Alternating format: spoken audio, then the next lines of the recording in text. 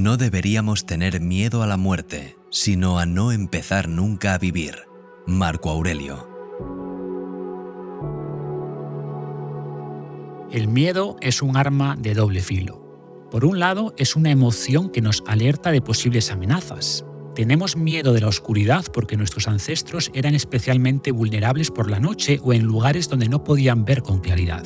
Por lo mismo, nos daba miedo la altura y ese miedo evitaba que nos acercásemos demasiado al borde de acantilados. Es decir, el miedo no es tu enemigo, lo único que quiere es asegurar que sigas vivo. Pero en el seguro mundo moderno, muchos de los miedos que nos atormentan a diario son infundados. No solo no nos protegen, sino que nos limitan. Los estoicos eran conscientes de esto y por eso veían el coraje o la valentía como una de las 4 virtudes principales para llevar una buena vida. Los estoicos aclaraban también que valentía no es temeridad, de hecho la prudencia es el complemento perfecto del coraje, no su opuesto.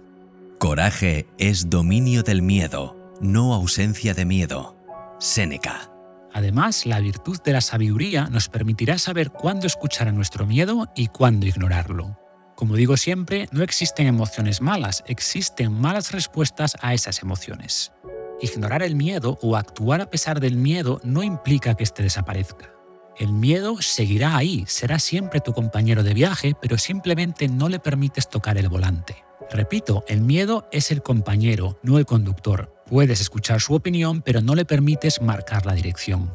Antes de profundizar en el miedo, quiero comentaros que este episodio de La Ciudadela Interior, al igual que los últimos, es una colaboración con El Extraordinario, un sello de documentales y ficciones sonoras. Entre sus programas podéis escuchar La Fucking Condición Humana, un programa en el que aprenderéis muchas cosas de vosotros mismos porque hablan de lo más humano. En esta nueva temporada han hablado del trauma y cómo superarlo a través del humor, de la muerte y cómo afrontarla, del orden, desde el orden de una casa al orden del universo, de la vergüenza, porque tiene muchas aristas, es un sentimiento que te limita, es necesario para vivir en sociedad, y también de la medicina desde la perspectiva de género. ¿Ser hombre o ser mujer influye a la hora de recibir un diagnóstico o un tratamiento? La OMS y muchos estudios dicen que sí. Para escucharlo podéis ir a su web elextraordinario.com o buscarlo en vuestra plataforma favorita.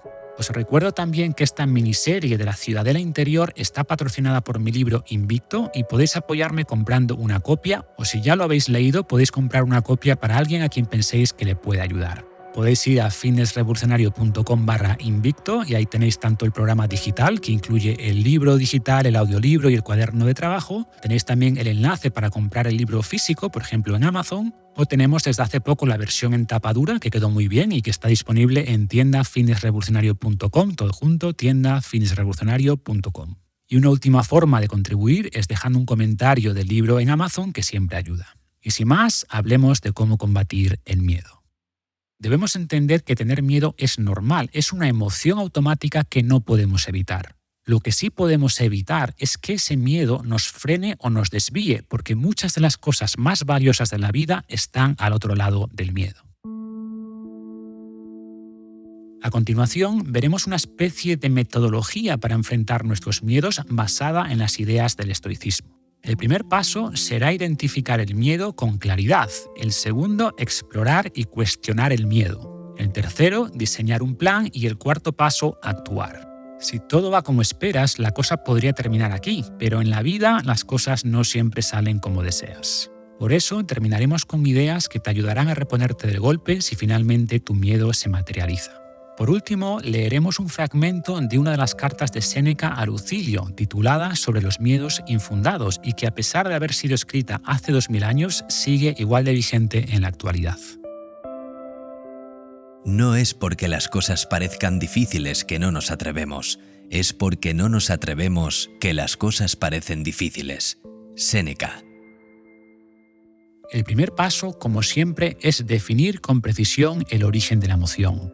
El desconocimiento es el alimento del miedo. Nuestra imaginación rellena los espacios inciertos con aquello que más tememos.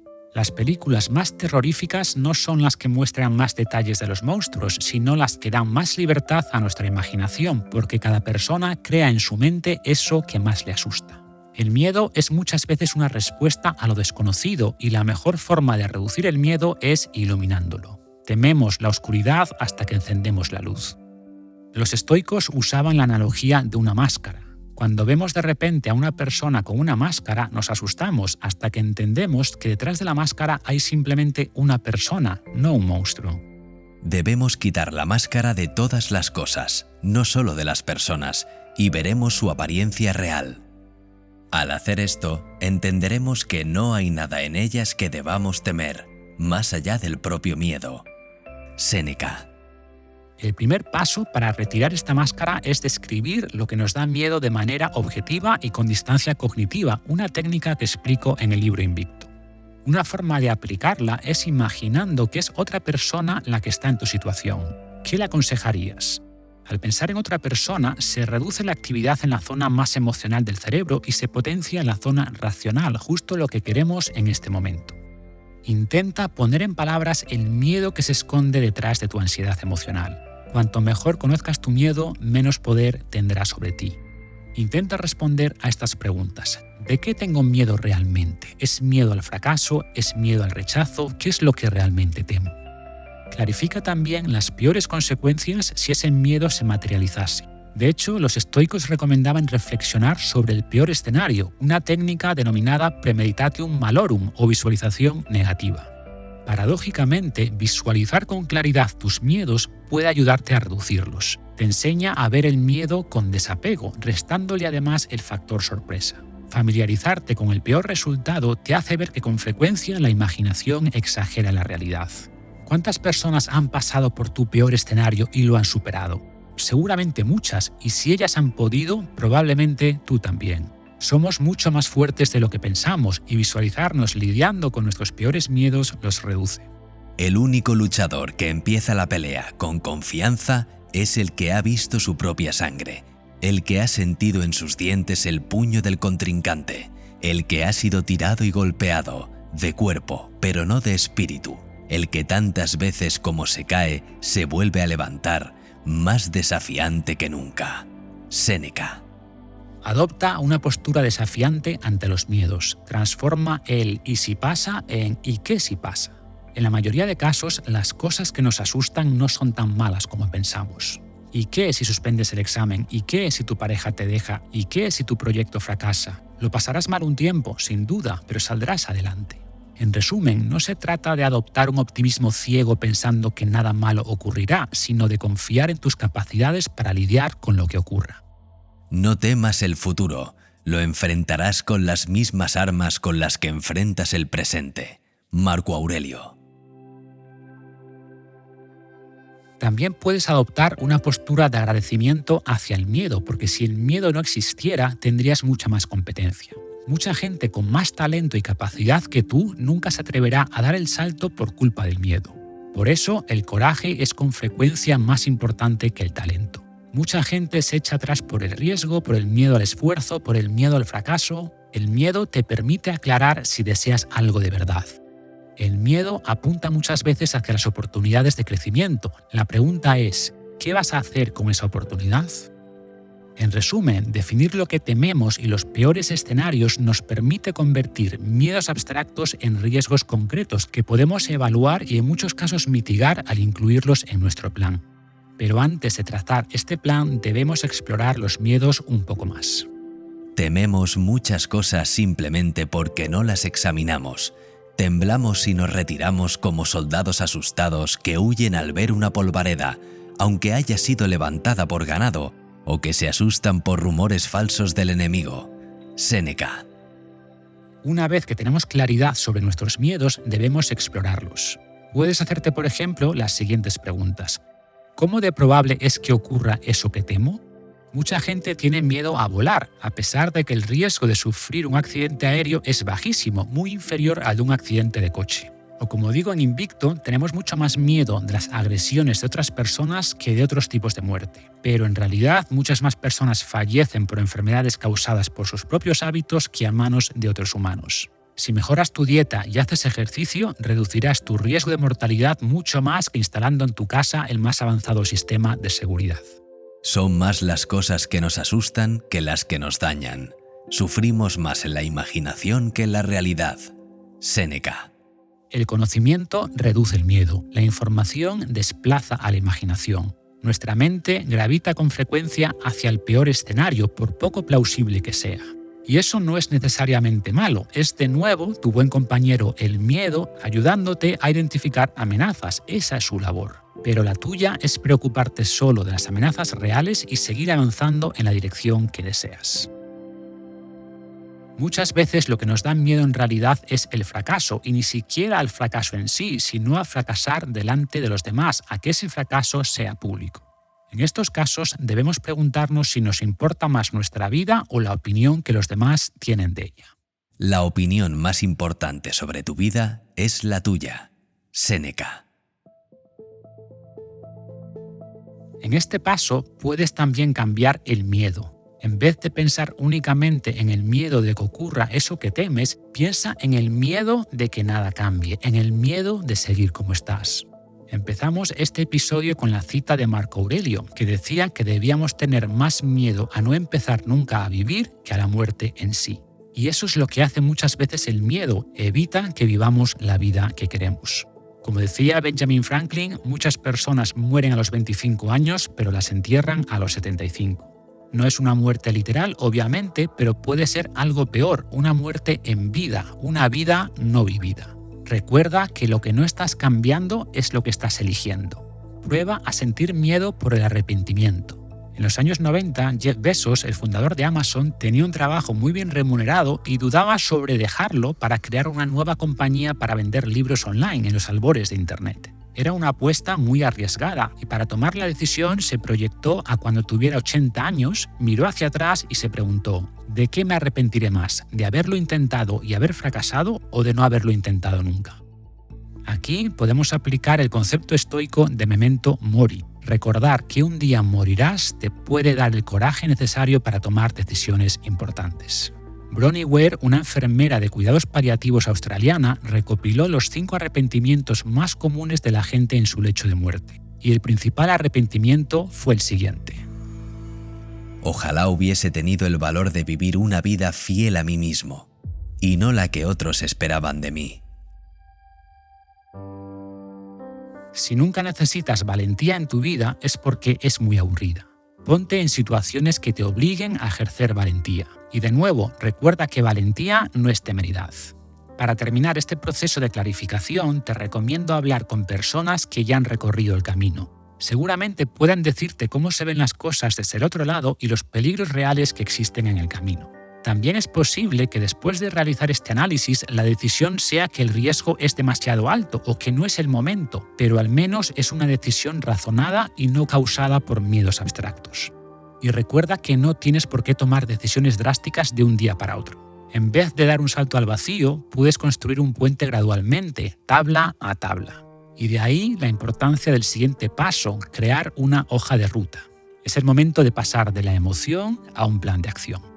El progreso no ocurre por accidente, sino trabajando en ti a diario. Epicteto. Los objetivos sin un plan no son más que deseos. Los planes nos permiten pasar del mundo de los sueños al mundo de las acciones, de visualizar el destino a trazar un camino. El problema de los planes es que debemos hacerlos al comienzo, justo cuando menos información tenemos. Por este motivo, los planes son en realidad organismos vivos que deberás ir actualizando según tus resultados y el nuevo conocimiento acumulado. La planificación es, por tanto, un proceso, no un evento. Por eso no debes cometer el error de esperar al plan perfecto. Si vas a hacer un largo viaje en coche por la noche, no necesitas ver toda la carretera. Es suficiente que tus faros alumbren los siguientes 100 metros que tienes por delante. Este plan debe también contemplar medidas preventivas para minimizar el riesgo de que se materialicen tus miedos. Recuerda que el ejercicio que antes comentamos de premeditatio malorum no se trata de pensar voy a fracasar, sino pensar qué cosas pueden hacer que fracase y adelantarse a esos posibles riesgos. Tendrás que tener también en cuenta la dicotomía de control estoica. La felicidad y la libertad comienzan con la clara comprensión de un principio. Algunas cosas están bajo nuestro control y otras no. Epicteto. Algunos riesgos pueden ser mitigados, mientras que otros son completamente aleatorios y deben ser simplemente aceptados. Evidentemente, el plan será muy distinto en función de los objetivos que te plantees y los miedos que tienes. En muchos casos, puedes simplemente planificar pequeñas acciones que te darán información valiosa para completar tu plan. Por ejemplo, si estás pensando en dejar tu trabajo y cambiar de profesión, intenta tener un par de clientes antes de dar el salto. Si estás pensando en mudarte a una nueva ciudad o comprarte una casa en un nuevo barrio, alquila un estudio un par de meses para experimentar cómo se vive realmente ahí. Si te da miedo hablar en público, planifica dar un discurso a un puñado de amigos. Y en cualquier caso, tras diseñar un plan inicial, debes actuar. La filosofía nos enseña a actuar, no a hablar. Exige de cada persona que viva según sus estándares y que su vida esté en armonía con sus palabras. Séneca. Uno de los grandes errores es pensar que debemos esperar que el miedo desaparezca para actuar, pero no es así. Debemos aprender a actuar con miedo. Recuerda que coraje no es ausencia de miedo, sino hacer lo correcto a pesar del miedo. De hecho, la acción es la mejor estrategia para disipar la niebla del miedo. La acción reduce la incertidumbre y trae la mente del futuro al presente. Pones la mente en lo que puedes controlar, reduciendo además la ansiedad. En vez de seguir teniendo miedo a la oscuridad, decidimos encender una vela. Además, la práctica genera competencia que a su vez produce conocimiento y confianza, poderosos antídotos contra el miedo. Tememos lo que desconocemos. La ignorancia es la principal causa del miedo. Séneca. El coraje es un hábito que se desarrolla realizando pequeños actos de valentía cada día. Es decir, no tenemos que ser valientes de manera general, la valentía puede ser específica. De hecho, un momento de valentía puede cambiar tu vida. Un pequeño gesto de valentía para invitar a cenar a esa persona que te gusta, para dar tu opinión en una reunión importante, para poner límites a una relación. El resultado puede ser una vida mucho mejor y el peor escenario suelen ser unos segundos de vergüenza o incomodidad. Además, ser valientes con las pequeñas cosas nos ayuda a serlo con las grandes. Lo que repetimos se refuerza, y no solo en ti, sino también entre la gente que te rodea. La valentía, como el miedo o como la calma, se contagia. Cuando la cosa se pone difícil, ¿eres la persona a la que llaman para liderar o eres la persona a la que tienen que tranquilizar? El fuego prueba al oro, la adversidad al hombre. Séneca. Si surge el miedo mientras estás actuando, intenta utilizar dos técnicas estoicas, opuestas pero complementarias. La primera es expandir la visión del tiempo, pensar a largo plazo y ver nuestra situación con distancia, como desde la altura. Como decía Platón, para hablar de los humanos deberíamos mirar todas las cosas desde la altura. Marco Aurelio. Al alejarnos mentalmente de nuestros problemas, podemos ver sus contornos y enfocarlos con más claridad, logrando una mejor perspectiva de su dimensión. El miedo activa además la llamada visión túnel, que concentra nuestra atención en aquello que tememos, impidiendo que veamos su contexto. Muchas de las ansiedades que nos acosan son superfluas. Al ser solo criaturas de nuestra imaginación, podemos deshacernos de ellas y expandir nuestra mente a una región más amplia, dejando que nuestro pensamiento abarque todo el universo. Marco Aurelio. Utilizar con frecuencia esta mirada desde la altura, alejándonos imaginariamente de nuestros problemas y nuestros miedos, es sorprendentemente efectiva. Y no solo puedes imaginar, sino también experimentar. Una de las mejores formas de lograr perspectiva es saliendo a la naturaleza. Al lado de grandes montañas o inmensos océanos, nuestros problemas parecen reducir su tamaño. Múltiples estudios demuestran que pasar más tiempo en la naturaleza mejora la perspectiva sobre los problemas, reduciendo la ansiedad y los síntomas de depresión. Esta mejoría se explica por distintas vías, pero una de ellas es que la naturaleza pone nuestra propia existencia en perspectiva y nos damos cuenta de que somos una pequeña parte de algo mucho más grande. Esto no significa, por supuesto, que los problemas o miedos sean irrelevantes, tan solo que a veces nos quedamos atrapados en nuestras interpretaciones de los eventos, perdiendo de vista el contexto. Debemos desarrollar nuestra capacidad de cambiar el foco según demanden las circunstancias. Necesitamos adoptar primero una visión amplia para lograr una perspectiva adecuada y definir después cómo debemos actuar. Pero una vez hecho esto, debemos cerrar el foco para concentrar nuestra energía y atención en la acción presente, y esta sería la segunda técnica estoica. Toma este momento, sumérgete en sus detalles, responde a esta persona, a este desafío, a esta acción.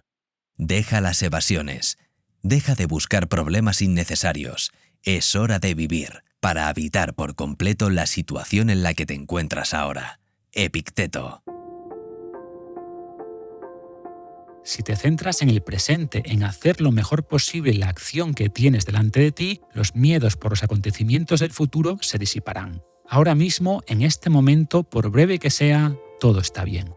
Desechado, pues, de ti todo otro cuidado, pon solo la atención en unos pocos preceptos, y acuérdate que cada uno no vive más que el presente, indeciblemente pequeño. El resto de la vida o ya se acabó de vivir o es incierto.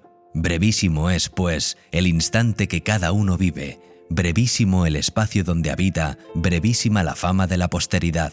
Marco Aurelio. Recuerda también en este momento que todo tiene riesgos, que la seguridad es una ilusión. ¿No es mejor enfrentar el miedo persiguiendo algo que realmente deseas?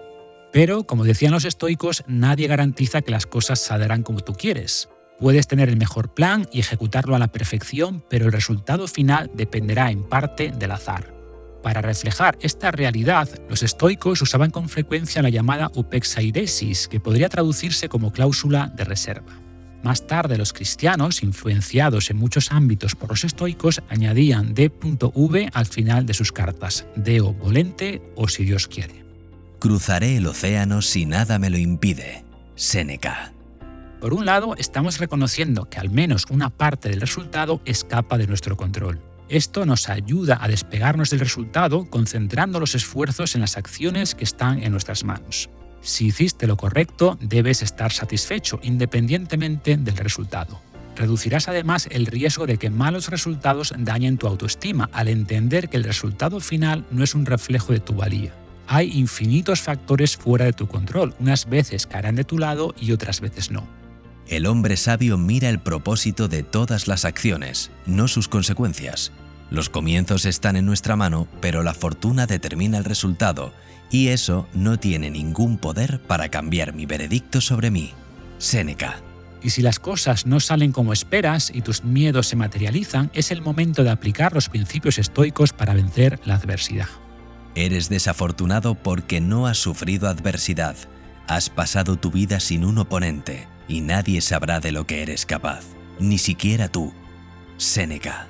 Lo que llamamos fracasos son simples resultados que no deseamos. Pero si tampoco deseas tu situación actual, no actuar también es un fracaso. De hecho, estos resultados no esperados son el feedback que nos da la vida para permitirnos ajustar nuestra dirección. Son un desvío en el camino, quizá una salida equivocada, pero rara vez son un destino. Como bien nos recordaban los estoicos, lo importante no es lo que nos ocurre, sino cómo respondemos. Toda dificultad es una oportunidad para mirar adentro e invocar nuestros recursos internos. Los desafíos que enfrentamos nos muestran nuestras fortalezas. El sabio mira más allá del problema y busca la forma de sacarle provecho. Posees fuerzas de las que no eres consciente. Encuentra la adecuada, úsala. Epicteto. La adversidad duele, pero también fortalece. El entrenamiento daña los músculos a corto plazo, pero es la única manera de que crezcan. El mundo los rompe a todos. Después, algunos se vuelven fuertes en los lugares rotos. Ernest Hemingway. Recuerda que el dolor del arrepentimiento suele ser mayor que el dolor de no haber logrado lo deseado. Piensa además en todo lo que has aprendido. Pocas personas tienen éxito en su primer intento y solo las que aprenden constantemente de sus fracasos logran finalmente lo que persiguen. Intenta ver todo como un experimento donde el resultado es indiferente. Lo importante es la lección y todo conocimiento te hará mejor. No me voy a extender en este punto porque profundizo en cómo enfrentar la adversidad en el episodio 4 de La Ciudadela Interior y te recomendaría escucharlo para entender mejor el enfoque estoico en este caso. Y ya para despedirme, os dejo con algunos fragmentos de una carta de Séneca a Lucilio titulada precisamente sobre los miedos infundados. Querido Lucilio, hay más cosas que nos asustan de las que nos dañan. Sufrimos más en la imaginación que en la realidad. Lo que te aconsejo es que no seas infeliz antes de la crisis, pues puede ser que los peligros por los cuales te empalideces como si te amenazaran nunca lleguen. Ciertamente aún no han llegado. De esta forma, muchas cosas nos atormentan más de lo que deberían, algunas antes de lo que debería, otras no nos deberían atormentar en absoluto. Tenemos el hábito de exagerar, de imaginar o de anticipar el sufrimiento. Hazme un favor, Cuando las personas te rodeen y traten de convencerte de que eres infeliz o desafortunado, considera lo que sientes y no lo que escuchas. Tú, mejor que nadie, conoces tus asuntos. Toma consejo de tus sentimientos y cuestiónate de forma independiente. Pregúntate, ¿hay alguna razón para que se conduelen de mí? ¿Por qué deberían de preocuparse o temer por mí? Como si mis problemas puedan ser infecciosos o transmitidos. ¿Hay algún mal involucrado? ¿Es solo mala información sin malicia? Pregúntate, ¿me estoy torturando sin razón? ¿Convierto algo que no es malo en algo malo? Podrías preguntarte, ¿cómo sé si mi sufrimiento es real o imaginario? Esta es la regla. Nos atormentamos por el presente, por el futuro o ambos. En cuanto al presente, es fácil. Supón que disfrutamos de libertad, salud y ningún malestar externo. Lo que venga en el futuro, ya veremos. Hoy, todo está bien. Pero algo pasará, replicas. Primero, considera si tenemos prueba de estos problemas futuros, pues con frecuencia nos preocupamos por rumores. Sí, mi querido Lucilio, accedemos muy rápido a estar de acuerdo con lo que las personas dicen. No ponemos a prueba lo que causa miedo, no lo examinamos. Nos acobardamos como soldados que escapan de su campamento por un poco de polvo levantado por el ganado. Entramos en pánico al dispersar algún rumor sin verificarlo. Y de alguna forma, este rumor es lo que más nos aflige. La verdad tiene sus fronteras bien delimitadas, pero lo que viene de la incertidumbre se deriva de nuestra irresponsabilidad y permiso de una mente asustada. Por eso ningún miedo es tan ruin e incontrolable como el miedo que proviene del pánico. Otros miedos no tienen sustento, pero el miedo de rumores es de cobardes. Analicemos con cuidado este tema. Es probable que nos lleguen problemas, pero no es un hecho del presente. ¿Cuántas veces lo inesperado nos llega?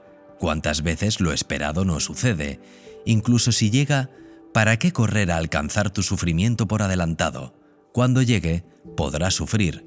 Mientras tanto, dedícate a mejores cosas. ¿Qué ganarás haciendo esto? Tiempo. Habrá retos que están por venir o incluso que ya estén aquí, que será bueno posponer, eliminar o delegar. Hay personas que sobreviven su ejecución.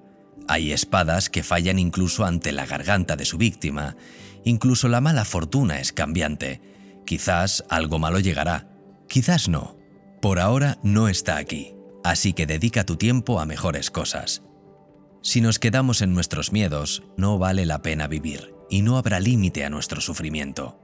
Por eso ignora los rumores y permite que la prudencia te ayude y atiende con resolución solo lo que es evidente a primera vista. Si no puedes hacer esto, combate una debilidad con otra. Templa tus miedos con esperanzas. No hay nada cierto en el objeto de tus miedos que no sea igual que la posibilidad de que se disipen. De esta forma, balancea tus miedos con esperanza y decide en favor de ti mismo. Cree en lo que prefieras. Si el miedo gana la mayoría de los votos, inclínate hacia la esperanza de todos modos. Así, el miedo dejará de atormentarte, reflexionando que la mayoría de los mortales, incluso cuando no tenemos problemas, sabemos que los podemos tener en el futuro. Y esto nos inquieta y nos roba la calma. Nos permitimos afligirnos por la más ligera brisa. Nos asusta la incertidumbre como si fuera cierta. No nos moderamos. La idea más ligera mueve la escala y nos arroja al pánico. Mi estimado Lucilio, reflexiona en lo que esto significa y verás cuán despreciable es la indecisión de las personas que todos los días crean nuevos miedos. El tonto, entre todas sus fallas, siempre se está preparando para vivir. Dejemos de prepararnos eternamente para vivir. La vida es ahora.